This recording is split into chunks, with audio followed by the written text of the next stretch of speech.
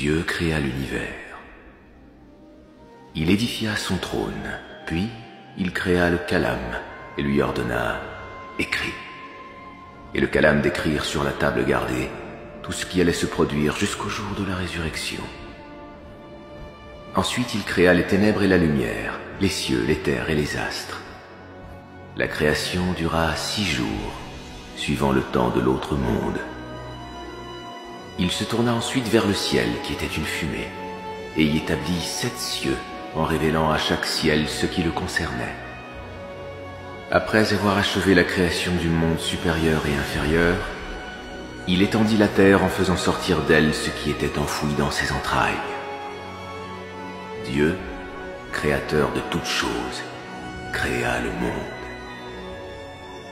Il créa alors une troupe d'anges de sa propre lumière qui remplit les cieux, debout, inclinés, prosternés, tous en adoration, sans interruption, devant le Seigneur des mondes. Il créa les anges gardiens et les porteurs du trône, dont Raphaël, plus connu sous le nom d'Israfil, qui soufflera dans le corps. Vint le tour de Gabriel, son messager, Michael, qui assure la subsistance des créatures, Azraël, l'ange de la mort, Ridwan, le gardien du paradis, Malik, le gardien de l'enfer, Munkir et Nakir, les interrogateurs de la tombe.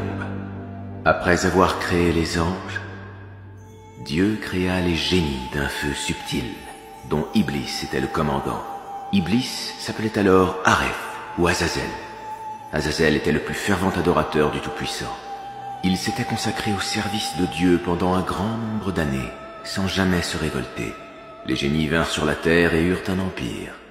Ils semèrent alors la corruption sur la terre et se révoltèrent contre Dieu.